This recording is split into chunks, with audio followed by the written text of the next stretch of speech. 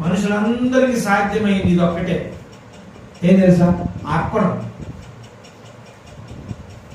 అర్పణం. ఒకవేళ నోవాహు దేవుడైన యెహోవా సెలవిచ్చినటువంటి ఆ మాట విని అన్నిటినీ లోపలికి తీసుకుని పోయాడు, ఆ భాగాన్ని మనము అర్పణం అనుకుందాం. ఇప్పుడు బలి, వాటిని సంరక్షించాలా, ఆహారం పెట్టాలా, సంరక్షించాలి. దేవుడు మళ్ళా చెప్పేంత వరకు వాటి యొక్క బాధ్యత నోవాహుదే. ఎంతమంది మనల్ని మనం పరీక్షించుకుంటే మనము బలికి మన జీవితాన్ని, మన ప్రాణాత్మ శరీరాలని ఎంతవరకు అర్పణానికి అప్పగిస్తున్నాము, బలికి అప్పగిస్తున్నాము. రక్షణ అనేది ఈరోజు వచ్చి బాప్తిజం తీసుకునే వాళ్ళకి, నీకు నాకు చెప్పేటువంటి నాకును వినేటువంటి నీకును ఇద్దరికి సమమైనది అనమాట. రక్షణ పొందావా? మనమైంది అడిగేది ఒకరి రక్షణ పొందావా అని. రక్షణ పొందావా? ఇద్దరికి సమమైనదే. ఆయన రక్షణ పొందలేదు, నీకు కలిగిన రక్షణ నువ్వు ఎంతవరకు కాపాడుకుంటున్నావు, దానిలో నువ్వు ఎంతవరకు బలిగా పెట్టావు, ఎంతవరకు అర్పణముగా పెట్టావు. దావీదు దగ్గరికి ఏమొచ్చినాయి అంటే, దావీదు ఏం చేశాడు? దావీదు దగ్గరికి ఏం చెప్తున్నాడు? సౌలు రాజు ముందు దావీదు ఏం చెప్తున్నాడు? నా తండ్రి గొర్రెలను కాయినప్పుడు ఎలుగుబంటి వచ్చింది, సింహం వచ్చింది, వాటిని నేను చంపాను. అదే ఎలుగుబంటి, అదే సింహము నోవాహు దగ్గర కూడా ఉన్నాయి. యాకోబు ఏం చెబుతున్నాడు? దుష్టముఖము ద్వారా చీల్చివేసిన నష్టం నేనే భరించాను అంటాడు. పేతురు రాసిన మొదటి పత్రిక 2వ అధ్యాయము 1 నుండి 3 వచనాలు మనం చదువుకుంటే జాగ్రత్తగా వినాలి. ప్రభువు దయాళుడని మీరు రుచి చూచి ఉన్న ఎడల సమస్తమైన దుష్టత్వమును, సమస్తమైన కపటమును, వేషధారణను, అసూయను, సమస్త దూషణ మాటలను మాని క్రొత్తగా జన్మించిన శిశువులను పోలిన వారై నిర్మలమైన వాక్యమును పాల వలన రక్షణ విషయంలో ఎదుగు నిమిత్తము. ఈ రక్షణకి వెనకాల ఎంత ఉందో చూడండి. సమస్తమైన దుష్టత్వము, సమస్తమైన కపటమును, వేషధారణయు, అసూయను. కొన్ని జంతువులు ఈ స్వభావాలు మనం చూడవచ్చు. దుష్ట మృగము ఎదుటి జీవిని చీల్చి ప్రాణం ఉండగానే దాని యొక్క అవయవాలు బయటికి తిని, బయటికి లాగి ఆహారంగా తీసుకునేటి వాటన్నిటి కూడా దుష్ట మృగములు అంటారు. పరిశుద్ధ నామానికి స్తోత్రం. నేనెంతో ఆయన, నాకేమున్నాయో ఆయనకి అయ్యే ఉంది. నా స్వార్థం నిమిత్తం, నా స్వప్రయోజనం నిమిత్తం ఆ మనిషి బాధను కానీ, ఆ మనిషి మనస్తత్వాన్ని కానీ, ఆ మనిషి వ్యక్తిత్వాన్ని కానీ నేను అర్థం చేసుకోకుండా ఇష్టం వచ్చినట్లు నేను మాట్లాడేశాను అనుకోండి, మనిషి పరిస్థితి కాదు, ఆయనకు ఆత్మీయ జీవితం ఏం కాదు. నా ప్రవర్తన వలన, నా యొక్క దుష్ట స్వభావం వలన ఆ మనిషి రక్షణను కోల్పోతున్నాడు, నిరాశపడిపోతున్నాడు, నిస్సహాయపడిపోతాడు. దానికి కారణం ఎవరు? దుష్టము, సమస్త దుష్టత్వము. ఇదొకటి. సమస్తమైన కపటము, లోపల ఏముందో బయటికి తెలియదు. కొన్ని జంతువుల్లో ఈ స్వభావం మనం చూడవచ్చు. ఉదాహరణకు అందరూ తెలిసిన నక్క. అది చాలా బలంగా ఉంటుంది, లోపలే ఉంది, అది బయటికి తెలియదు అంతే. తనను తాను కాపాడుకునే నిమిత్తం. ఆ తర్వాత వేషధారణ. వేషధారణ ఇది ఎక్కడ చూశారు మీరు? వేషధారణ సింపుల్గా చెప్పుకున్నారంటే ముసలి ఏం చేస్తారండి? చచ్చిపోయినట్టు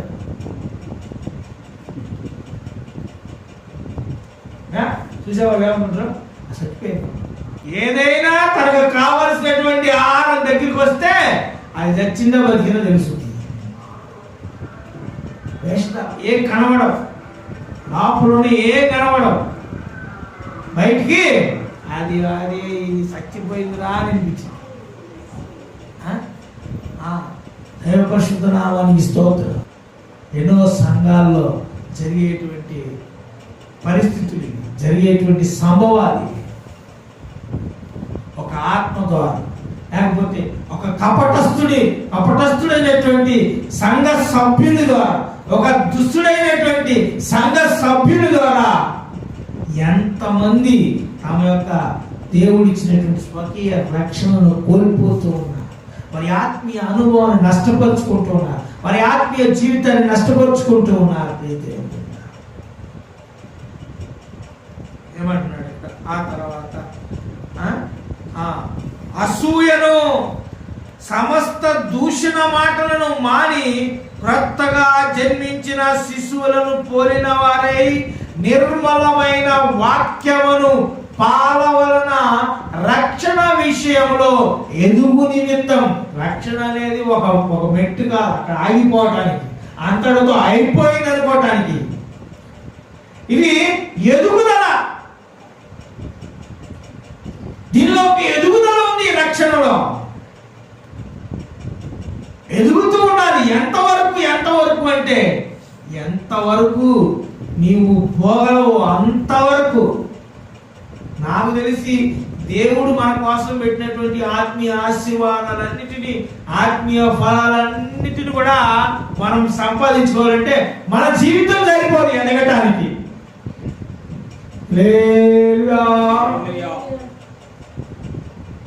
మన జీవితము సరిపోదు ఎదగటానికి.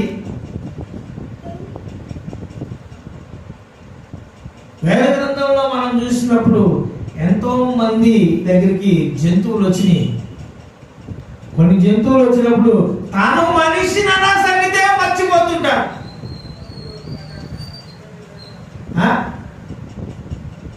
గాడిద మాట్లాడుతుంది, అవతల ఎవరు మాట్లాడుతున్నారు? గాడిద మాట్లాడుతుందా? మనిషి మాట్లాడుతున్నాడు. అంటే నేను మనిషినన్న సంగతి అతను మర్చిపోయాడు. ఇంకా బిలాల్ ఏం చేశాడు? తాను మనిషినన్న సంగతే మర్చిపోయాడు. రక్షణ అనుభవం ఎక్కడ ఉంటుంది? ఎన్నో సందర్భాల్లో మన వ్యక్తిత్వాన్ని మనం కోల్పోతూ ఉంటాం. సాధారణమైనటువంటి కాదు, ఇది ఒక మూల రాయి. బిల్డింగ్ నిలబడటానికి పునాది ఎటువంటిదో ఈ రక్షణ గురించి అటువంటి మాటలు వేద గ్రంథంలో చెప్పబడ్డాయి.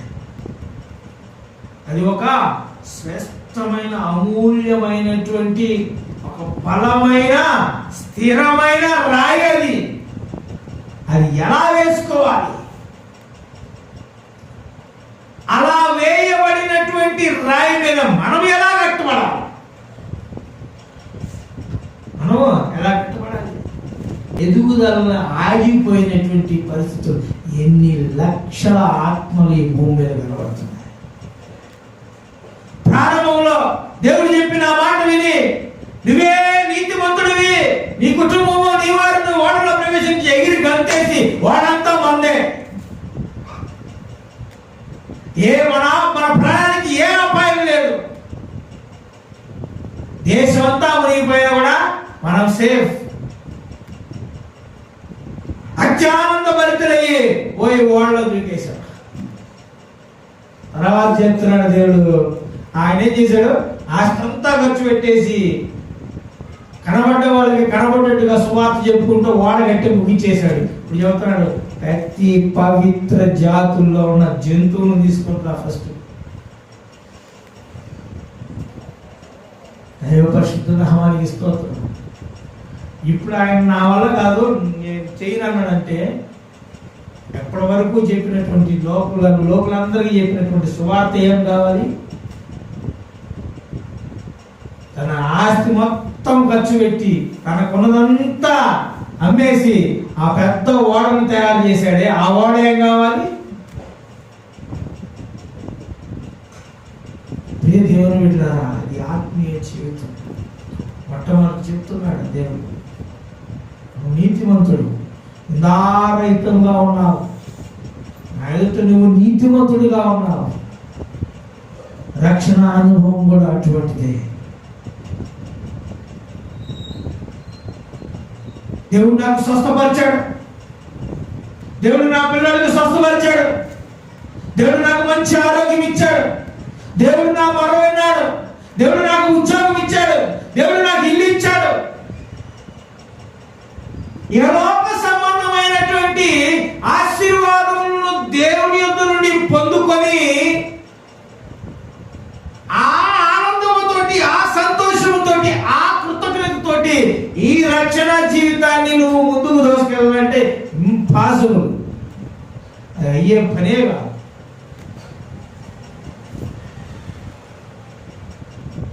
దేవుడు అంటే ఎవరో తెలియదు, యేసుక్రీస్తు అంటే ఎవరో తెలియదు. నాకు భయంకరమైన రోగం వచ్చింది, వ్యాధి వచ్చింది, లేకపోతే మనుషులు తీరవలేనటువంటి ఒక భయంకరమైన కష్టం వచ్చింది, దైవ సన్నిధానానికి వచ్చాను, దైవ సేవకుల దగ్గర విన్నవించుకున్నాను, దైవ సేవకులు నా గురించి ప్రార్థన చేశారు, ఆ కష్టం తొలగిపోయింది, ఇప్పుడు నేను కృతజ్ఞతతో నింపబడి ఉన్నాను, కష్టం పోయిందన్నటువంటి ఆనందంలో నింపబడి ఉన్నాను.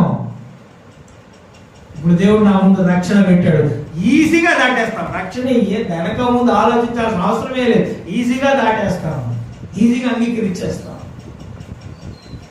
ప్రియ దేవుని బిడ్డలారా, రక్షణ కావాలి. అయ్యో వద్దులే, ఎంత ఉందా దీని గురించి అనుకుంటే నువ్వు నరకానికే. రక్షణ నువ్వు కావాలి, రక్షణ నీకు కావాలి. నాశనమైపోయేటువంటి ఈ లోకములో నుండి దేవుడు నీకోసం నిర్మించుతున్నటువంటి ఆ పరలోక నివాస స్థలానికి వెళ్ళాలంటే నీకు రక్షణ కావాలా? మహా భయంకరమైనటువంటి ప్రయాణం, ఆత్మీయ ప్రయాణం. ఒక గంట ఎక్కువ కష్టపడితే ఒక 10,000 డబ్బులు ఎక్కువ వస్తాయి. ఇంట్లో ఉన్న కష్టాలు నష్టాలు అన్నీ తొలగిపోతాయి. అదే 2 గంటలు ఇక్కడ కష్టపడ్డా కూడా చెయ్యాల్సిన విధి ప్రకారమే చేయాలి. చేయాల్సినటువంటి ఒక పద్ధతి అనేది ఉంది, దాని ప్రకారం చేస్తేనే ఇక్కడ నీకు ప్రతిఫలం. మనం చదువుకున్నాం కదా పోయేవా. మరియు చెట్టి అయిన వాడు పోరాడినప్పుడు నియమము ప్రకారమే పోరాడాల. రక్షణ అనుభవాన్ని నువ్వు ముందుకు తీసుకుని వెళ్ళాలంటే దానికి నియమం ఉంది, ఆ నియమం ప్రకారమే పోరాడాలి. ఆ నియమం ప్రకారం నువ్వు పోరాడాలంటే ఎన్నుకొనబడినటువంటి ఒక స్థానంలో ఉండాలి. పోయిన వారం మనం చదువుకున్నాం. మరియు చిట్టి అయిన వాడు పోరాడినప్పుడు నియమము ప్రకారము పోరాడుకుంటే వారికి కిరీటము దొరకదు. దైవపరిశుద్ధ నామానికి మహిమ కలుగును గాక. ఎవరు నియమం ప్రకారం పోరాడుతున్నారు? ఇంతమంది ఉన్నాం ఇక్కడ. ఎవరు జట్టి అయిన వారు? ఎవరికి ఎవరు జట్టి అయిన వారు? ఎవరు నియమం ప్రకారం పోరాడుతున్నారు? అంతా మనకు తెలుసు, నాకు తెలుసు. నేను నియమం ప్రకారం పోరాడుతున్నానా లేదా, నేను జట్టి అయిన స్థానంలో ఉన్నానా లేదా అని నాకు తెలుసు, మీకు తెలుసు. ప్రియ దేవుని బిడ్డలారా, కార్యాలన్నింటినీ కూడా మనం జాగ్రత్తగా పరిశీలన చేసుకుని ఈ ఆత్మీయ జీవితంలో ముందుకు పోవాలి. వేద గ్రంథంలో వ్రాయబడినటువంటి ఎన్నో కార్యాలు, ఎంతో మంది ఎన్నో విధములైనటువంటి జంతువుల్ని ఎదుర్కొన్నారు. బిలాము దగ్గరికి వచ్చిన గాడిద, అది క్రూర మృగం కాదు, దుష్ట మృగం అది. అది సాధారణంగా మాట్లాడుతుంది, ఎందుకయ్యా నన్ను కొడతావని. దానికి మనిషినన్న సంగతే మర్చిపోయాడు. దానికి గల కారణం ఏమిటంటే యలోకములో ఉన్నటువంటి ఆ యొక్క ఐశ్వర్యం అనేటువంటి మోహిని వారిని ఆవరించింది. కాబట్టి నేను మనిషినన్న సంగతే మర్చిపోయాడు అంటే ఎంత భయంకరమైనటువంటి విషయం అది. 82:6లో మీరు దైవములనియు మీరందరూ సర్వోన్నతుని కుమారులనియు నేనే సెలవిచ్చి ఉన్నాను. ఇక్కడ మనిషినన్న సంగతే మర్చిపోయాడు. ఇక దైవత్వాన్ని ఏడగా పడుకునేది. ఈ రక్షణ ప్రయాణంలో, ఈ ఆత్మీయ ప్రయాణంలో ఈ బిలాము ఈ లోకంలో ఉన్నటువంటి ఆస్తి అంతస్తుల మీద ఆధారపడి వాటిని ఆశించి తాను మనిషినన్న సంగతే మర్చిపోయి గాడిదతో మాట్లాడుతున్నాడే. దైవత్వాన్ని ఎట్టా కాపాడుకునేది? జయపరుస్తున్నామా? సంసోను నాజీరు చేయబడినటువంటి వ్యక్తి. శవమును ముట్టకూడదు, కళేబరాన్ని ముట్టకూడదు.